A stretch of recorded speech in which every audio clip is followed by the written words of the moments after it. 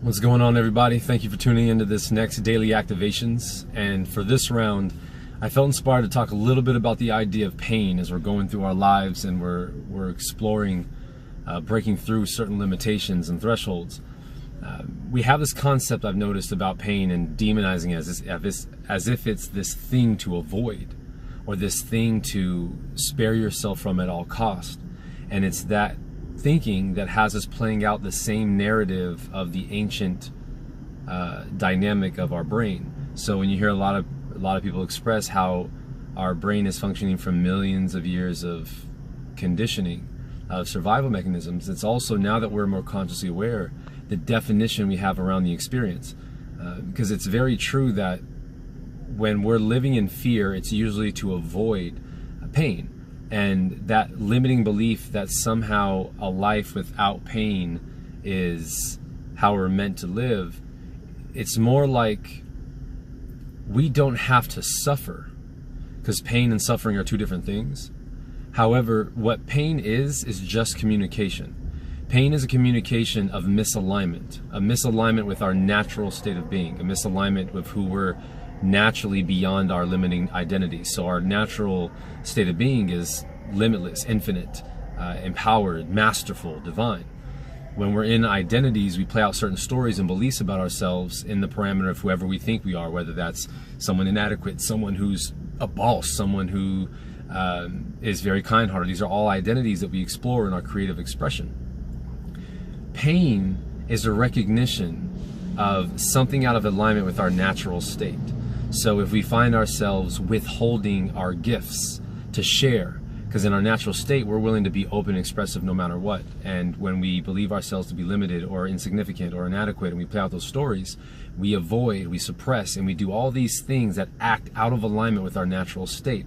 And pain is communicating where that's happening, even on a physical level, right? Like if I put my hand on a hot stove and that stove is burning hot, and my hand, the creative expression of energy that is my hand, is now communicating itself differently. I get that communication in my brain. My brain says something is out of alignment with how we were choosing to express ourselves.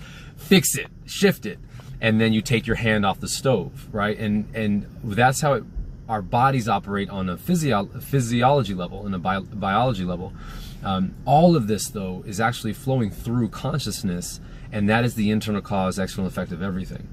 So when you start looking at pain as something that's just communicating where there's an adjustment to be made, it changes the dynamic of how we approach everything, including our emotions. When we think about this idea of emotional pain, which is untrue, there's no emotional pain, there's just emotional distortion, meaning that we aren't allowing the energy of our emotions to flow how they're designed to.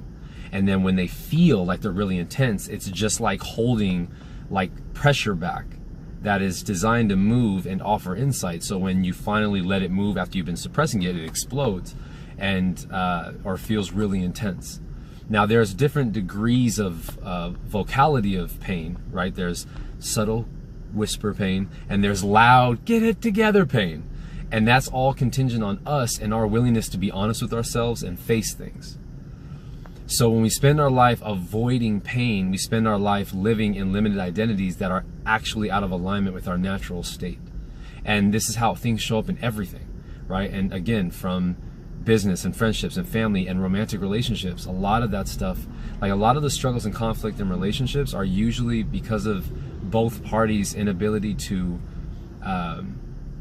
own and be honest with themselves in relation to what they want and what's happening in the experience, and also their willingness to allow and surrender and humble themselves to work through things.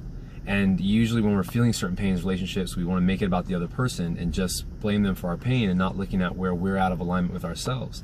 And we all have to look at that, and because we're all 100% responsible for our lives.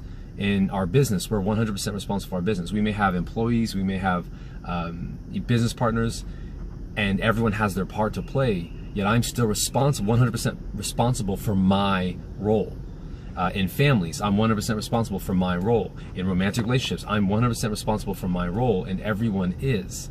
And whenever we look to blame things, we are making excuses as to why we're experiencing limitation rather than look at what we are doing that's out of alignment.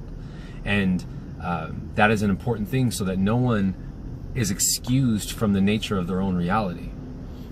So take that in for now, and these are things we'll expand on, and I could, like, all these things I showed you guys, we can go in all kinds of depth. So if you ever have questions, if you want me to make specific videos like in the present moment videos or ones dedicated to some of these topics, let me know and I'll add those in the mix too.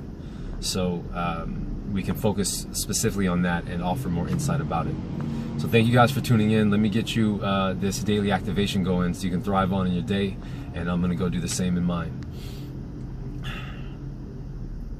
I access the courage within my heart to face my limitations head on, to make honest choices about where I want to be in my life and how I want to live it. And therefore, I listen to all of my feelings to receive the information they're offering me, that I can make the best choices possible for my life and for those around me. Create an amazing day.